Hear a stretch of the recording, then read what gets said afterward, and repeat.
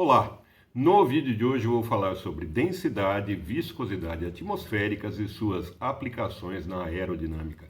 Então vamos ver muitos assuntos, desde voo de pássaros, insetos, a viscosidade na água com protozoários, golfinhos, e vamos ver as forças aerodinâmicas, como elas são definidas, como o lift ele foi pesquisado ao longo do tempo.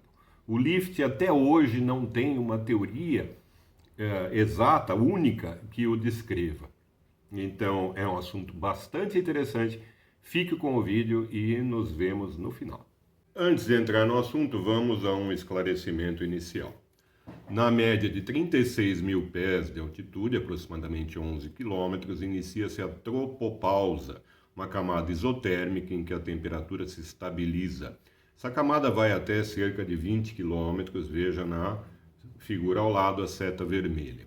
Como resultado, a temperatura não compensará em mais nada a diminuição da densidade devido à pressão. Assim, acima dessa altitude, o desempenho de um avião cai rapidamente, como veremos, devido apenas à queda da densidade atmosférica. A altitude de 11 km é conhecida como nível de cruzeiro ideal. Nessa figura você tem então o gráfico de densidade e pressão, seguindo aproximadamente o mesmo perfil. Conforme você aumenta a altitude, vai diminuir tanto a pressão quanto a densidade. Repare também que a temperatura permanece constante, ali de 11 até 20 e poucos quilômetros. Na descrição você vai encontrar várias referências que foram usadas para esse vídeo e aqui alguns livros. Para quem tiver maior interesse sobre o assunto, essa bibliografia é muito recomendada.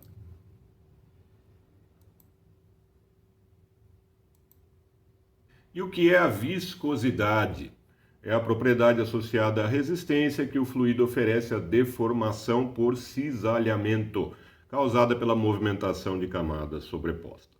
De outra maneira, pode-se dizer que a viscosidade corresponde ao atrito interno nos fluidos devido basicamente a interações intermoleculares, sendo em geral função da temperatura. Aqui você vê as duas fórmulas de viscosidade. Então, há a viscosidade dinâmica ou absoluta, que é a tensão de cisalhamento pela taxa de cisalhamento. A viscosidade cinemática é a relação entre a viscosidade dinâmica pela densidade ρ. Veja que nos líquidos a viscosidade diminui com o aumento da temperatura, enquanto na maioria dos gases aumenta com o aumento da temperatura. Assim, para gases, a viscosidade é devida à colisão entre as moléculas. Com a diminuição da temperatura, as moléculas de gás possuem menos energia cinética e a taxa de colisão é menor. Assim, com maior altitude, você tem uma menor viscosidade. Nessa tabela temos a densidade do ar e a viscosidade dinâmica. Repare que a densidade do ar ela vai diminuindo rapidamente conforme o aumento de altitude, enquanto a viscosidade ela varia muito pouco com o aumento de altitude. Nesta região nós temos uma viscosidade constante que é justamente ali na tropopausa. Nesse vídeo vamos falar muito dos fluxos laminar e turbulento. Percebe-se claramente a diferença entre eles. Um fluxo laminar acima e turbulento abaixo. Entre o fluxo laminar e turbulento existe um fluxo de transição, que pode ser visto aqui também na chama dessa vela. Um parâmetro muito importante na aerodinâmica é o número de Reynolds. Veja que você tem nessa figura a densidade do fluido, velocidade de escoamento, a dimensão característica, viscosidade, tanto a dinâmica quanto a cinemática. Muito importante, o número de Reynolds pode ser considerado como a razão entre forças inerciais, ρ vezes U a velocidade, e forças viscosas, μ sobre L. Assim, quanto maior esse valor, maior será a influência das forças inerciais e da densidade atmosférica, que acontece desde aeromodelos até os aviões de grande porte. As forças viscosas têm grande influência no voo de insetos e movimentação de protozoários, como veremos. Conforme o número de Reynolds aumenta, você tem então uma influência maior das forças inerciais, resultando em um regime mais turbulento. Os números de Reynolds menores vão influenciar em grande parte pequenos organismos, até pássaros, insetos.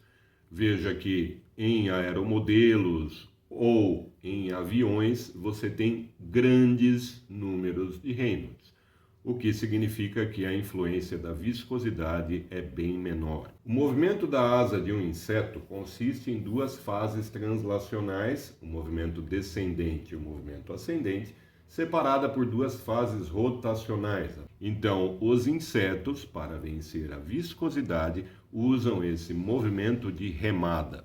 As mariposas falcão, por exemplo, não têm flexibilidade para torcer as asas no movimento ascendente e assim tem menos eficiência e uma velocidade mais lenta.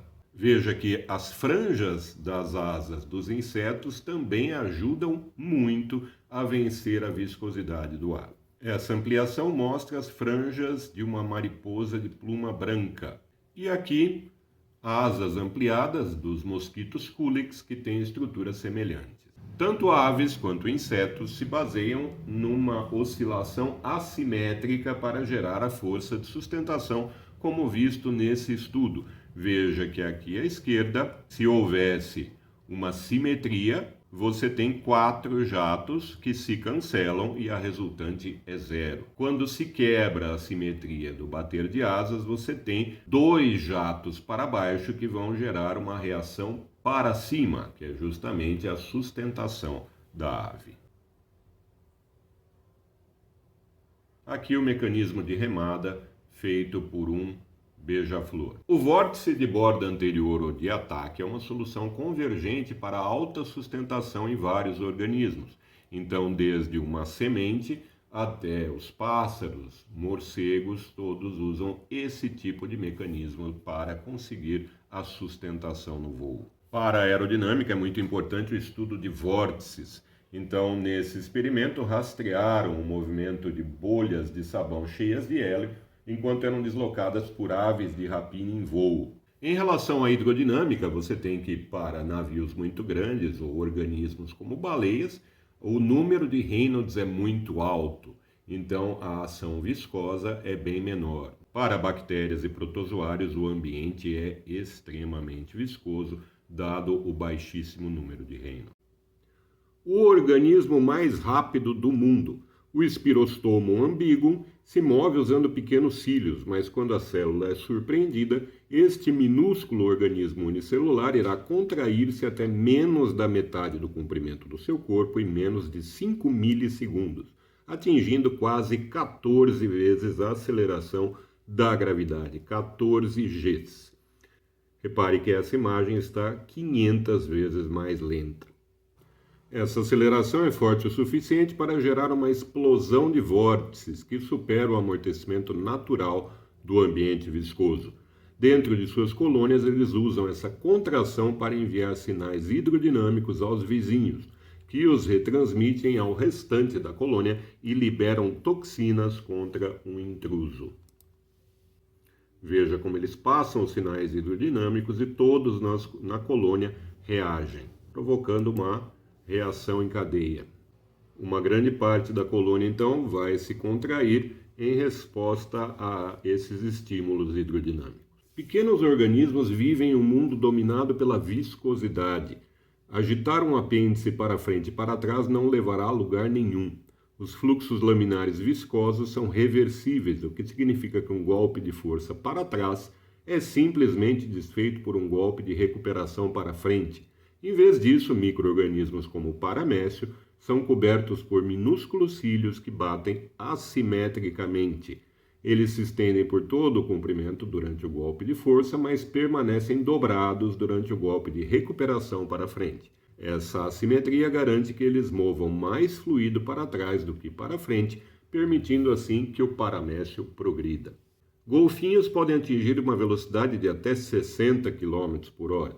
Nessa foto, vemos um golfinho nadando através de um tanque com microbolhas para visualizar os vórtices e o jato de impulso na esteira produzida pelas barbatanas caudais, oscilando verticalmente.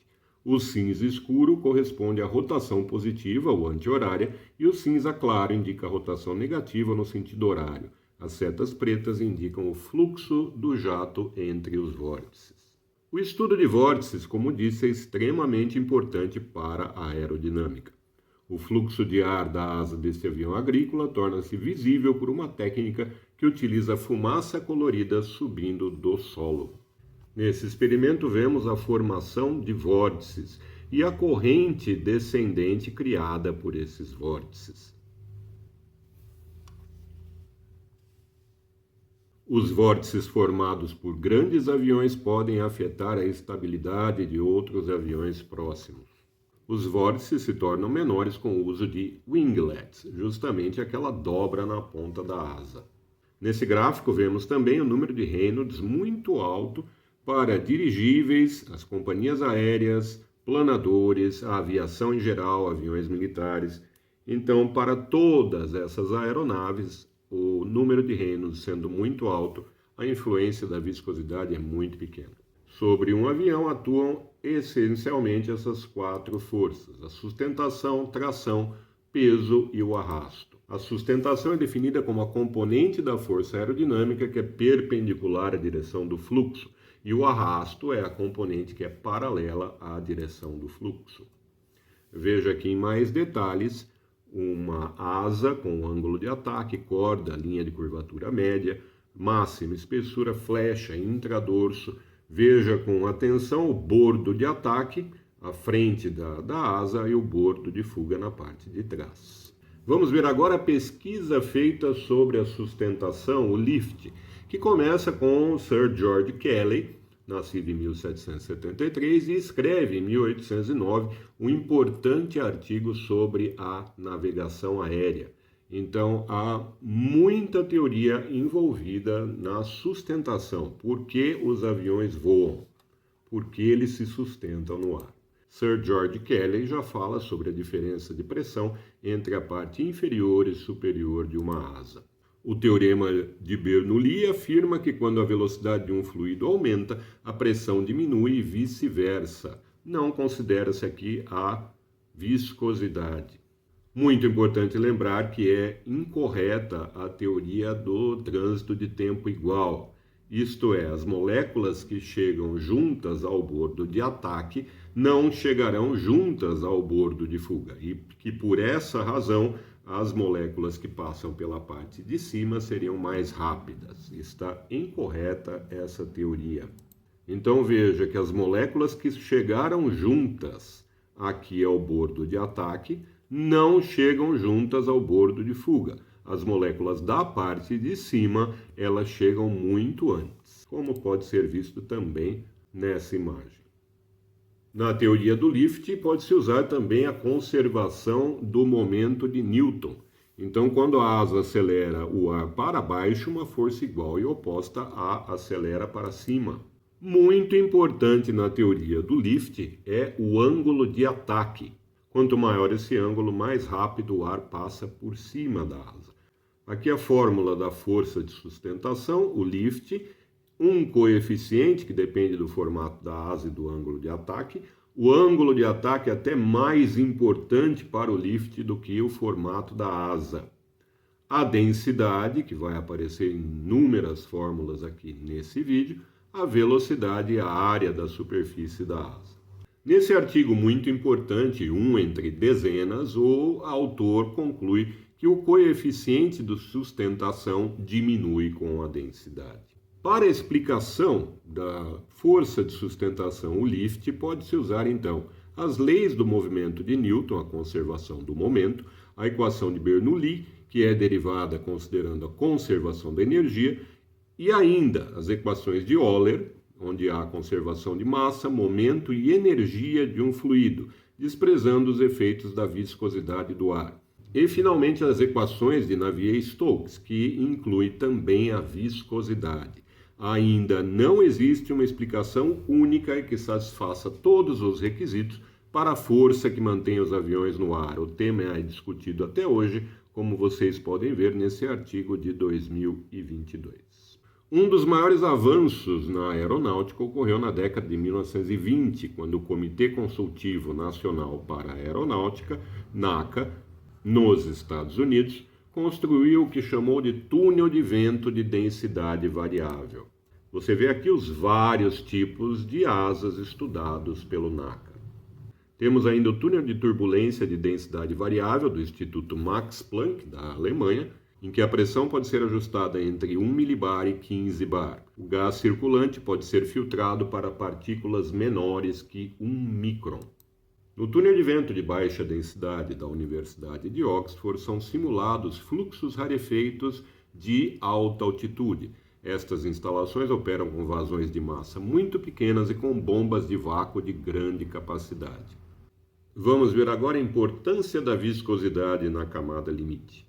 Ludwig Prandtl foi um dos pioneiros da aerodinâmica, tendo desenvolvido a base matemática para os princípios fundamentais da aerodinâmica subsônica na década de 1920. Nesse esquema tirado de um artigo de Prandtl, você pode ver como ele estudava a aerodinâmica através de um fluxo de água que ia e voltava por baixo dessa placa, e assim ele tinha um fluxo constante. E ali ele colocou vários tipos de objetos, entre eles asas de vários formatos. A camada limite em torno de uma mão, numa fotografia Sherillian. A camada limite é a borda verde brilhante visível nas costas da mão. Desde que o contorno de um corpo tenha transições suaves e a coesão interna do fluido, a viscosidade, seja grande o suficiente para resistir às forças inerciais, um fluxo pode seguir o contorno. Uma camada limite se desenvolve ao redor do corpo, que tem espessura influenciada pela viscosidade. Dentro da camada, a velocidade vai de zero na superfície da asa até 99% da velocidade do fluxo. Veja que uma camada limite não é tão simples assim e ela tem diversos componentes. Maiores ângulos de ataque podem resultar em uma área de recirculação, que causa uma separação do fluxo ou da camada limite. Além do ponto de separação, se formam vórtices, resultando em um fluxo turbulento. Uma separação de fluxo é particularmente perigosa nas asas de uma aeronave, pois também causa perda de sustentação e a aeronave corre o risco de cair. Na aviação, uma separação de fluxo tão perigosa é denominada de stall. Ocorre, então, a perda total do lift. Se os números de Reynolds forem suficientemente elevados, mesmo com corpos aerodinâmicos, a separação do fluxo será eventualmente inevitável. Se um aerofólio for posicionado no ângulo de ataque suficientemente grande, a separação ocorrerá muito próximo do ponto de espessura máxima da asa, e uma turbulência se desenvolverá atrás do ponto de separação. Uma camada limite turbulenta geralmente pode seguir o perfil de um corpo por mais tempo do que um fluxo laminar. A razão para isso é o aumento do transporte de momento entre as camadas de fluido, o que leva a um perfil de velocidade mais acentuado dentro da camada. Assim, temos várias situações que se aproveitam de um fluxo turbulento.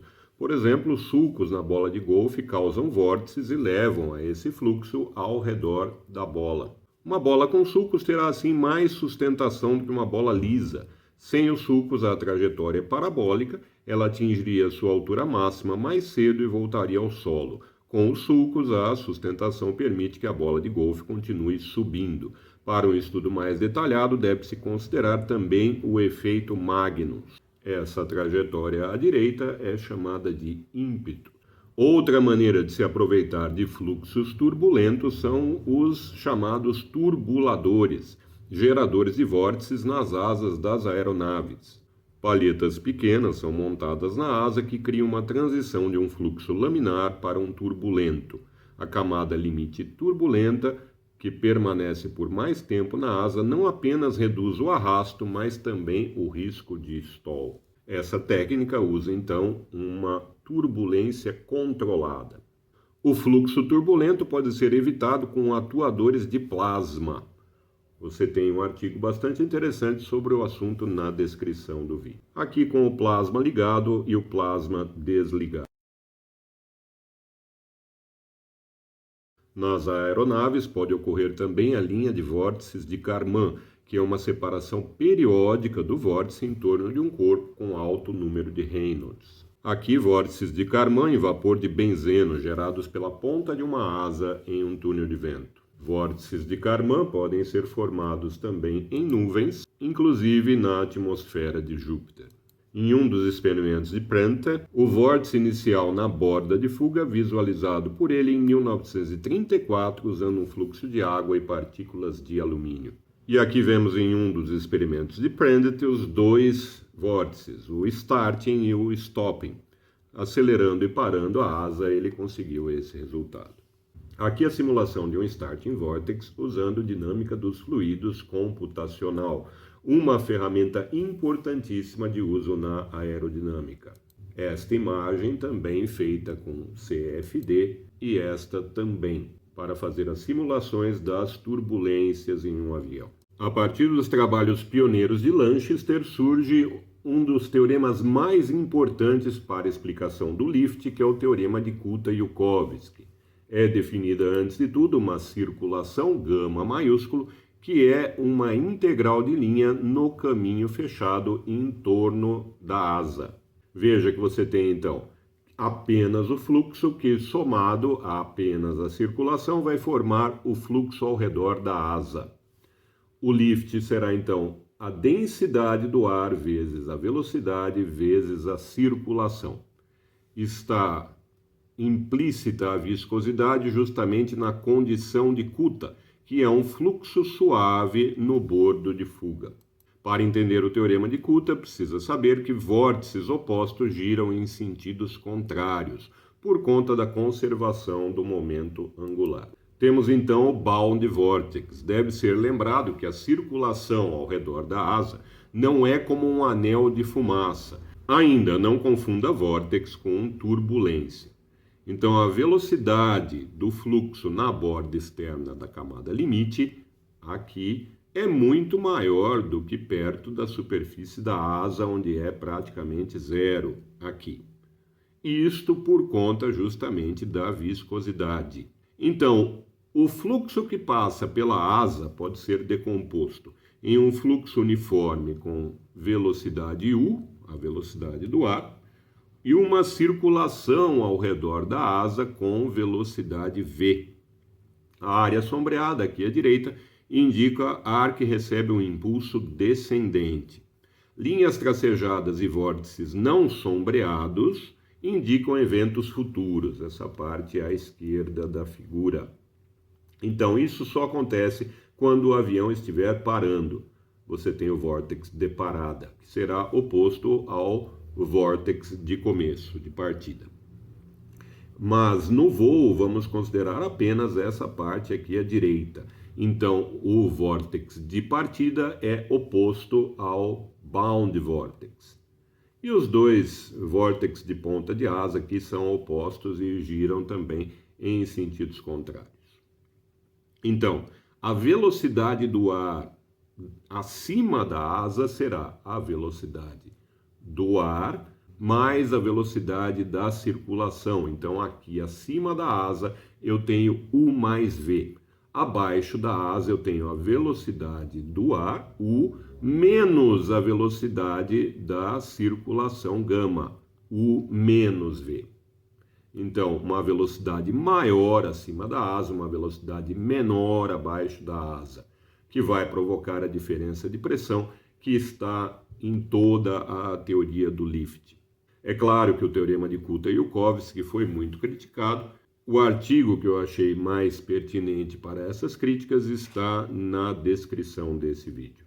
Como a viscosidade ela só fica implícita na condição de Kutta e não é calculado, depois foram feitas por Taylor e Sears várias correções. Aqui nós temos a correção do cálculo do lift, então, no teorema de Kutta-Joukowski, considerando-se agora a viscosidade.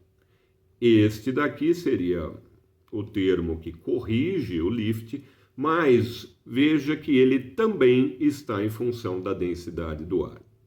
Então, o teorema de Kutta-Joukowski, um dos mais importantes, ele é escrito tanto na sua forma original quanto com a correção posterior em função da densidade do ar.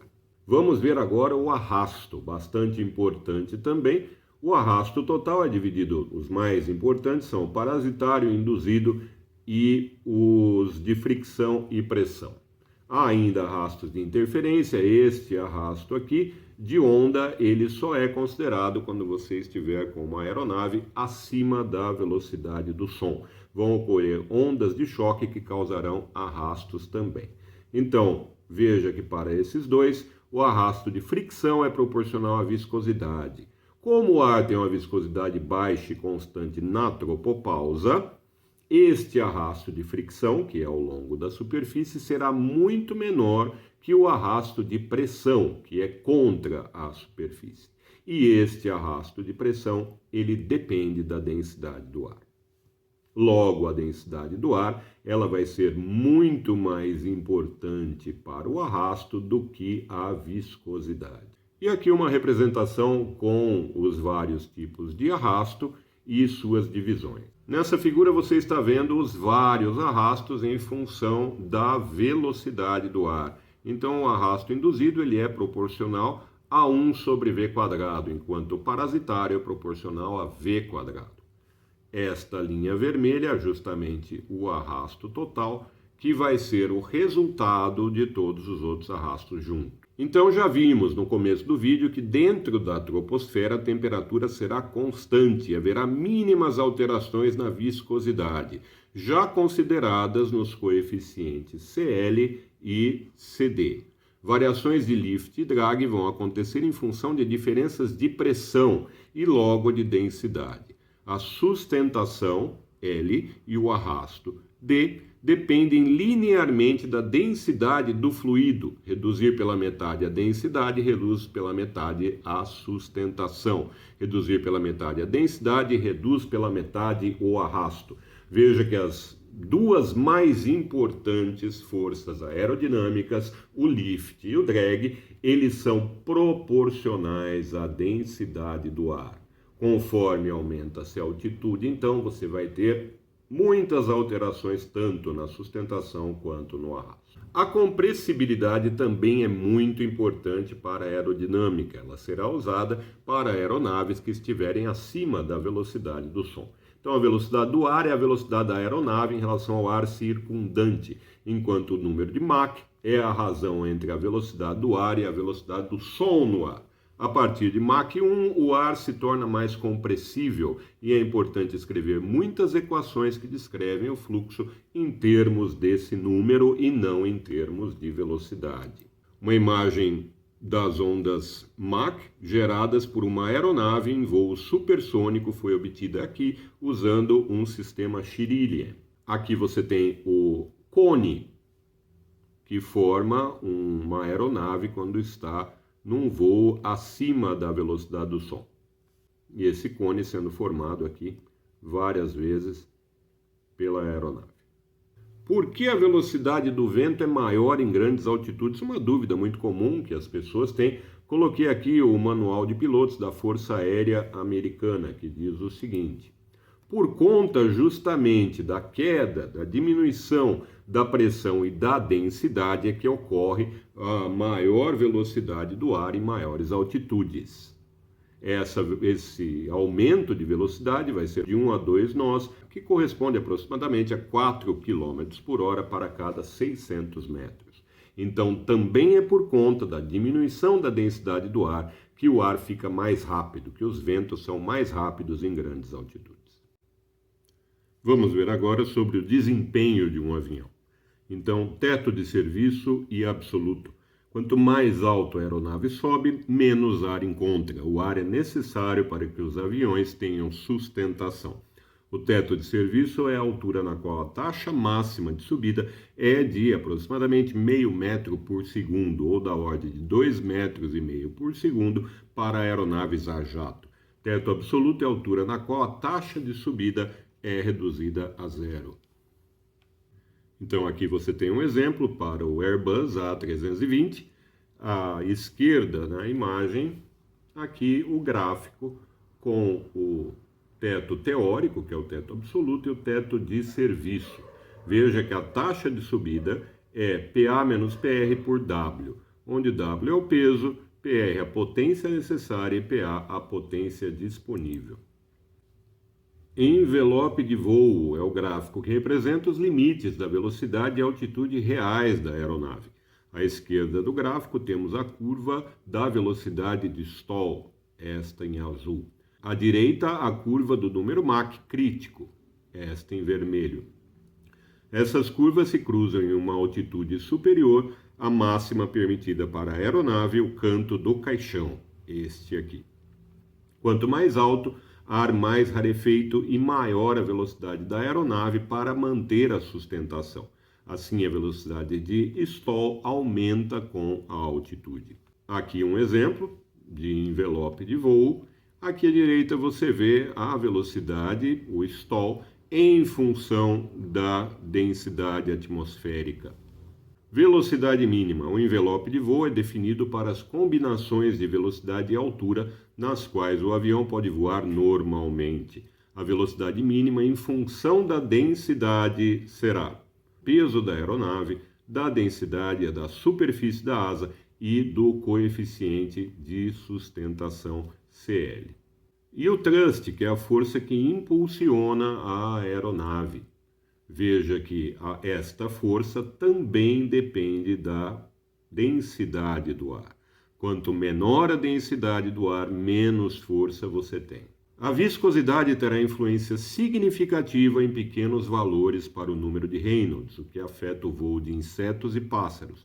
Além disso, a viscosidade deve ser considerada na formação da camada limite do lift e sua importância é confinada a tal camada, como já havia dito Prendet. Para um determinado comprimento de placa, a região sobre a qual a ação viscosa é sentida é fina, se a viscosidade for pequena, isto é, quando o número de Reynolds for grande, o que acontece para todas as aeronaves.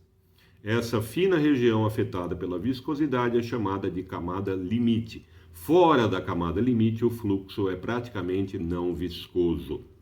Concluímos que a viscosidade não terá qualquer influência sobre o desempenho de um avião e a tomada de dados da densidade atmosférica, que é utilizada de forma contínua para a colocação de turbinas eólicas, como visto no artigo a seguir. Então, este é um artigo muito importante de colocações de turbina na China, que é o país que está em primeiro lugar no uso desse tipo de energia. Esse estudo é feito constantemente para colocar as turbinas nos locais em que elas tiverem a maior eficiência. Então, são considerados mapas de vento e, além disso, a densidade atmosférica, que é importantíssima para a eficiência dessas turbinas. Então, nesse estudo, foram feitas séries temporais em 2.403 estações meteorológicas para um período de 20 anos. E ali se calculou a densidade, o resultado à direita mostra a diminuição da densidade com o aumento da altitude, como já era esperado. Então, ao longo desse vídeo, vimos todas essas fórmulas que incluem a densidade e que seguem, é claro, o perfil visto na figura anterior. Quanto maior a altitude, menor a densidade. Essas fórmulas são usadas antes da construção de um avião. Ninguém vai trocar asas e motores enquanto o avião estiver em voo. Vimos então, através de todo o vídeo, que a viscosidade ela é importante para o voo de pássaros e insetos e para a camada limite. Fora disso, a viscosidade não terá nenhuma utilidade na tomada de dados para a densidade, por exemplo. Então, ao falar de desempenho de avião, você está numa região que é a tropopausa, ali a temperatura ela é constante e também a viscosidade. Então, conforme o avião sobe, todo o desempenho dele vai depender da densidade do ar. E ele não pode subir muito ou ele cai. Então, todas as fórmulas que vimos, elas são utilizadas constantemente antes da construção do avião. Como disse, ali estão em jogo centenas de vidas humanas e milhões de dólares. Ninguém vai brincar com isso. o meu muito obrigado, um grande abraço e até a próxima.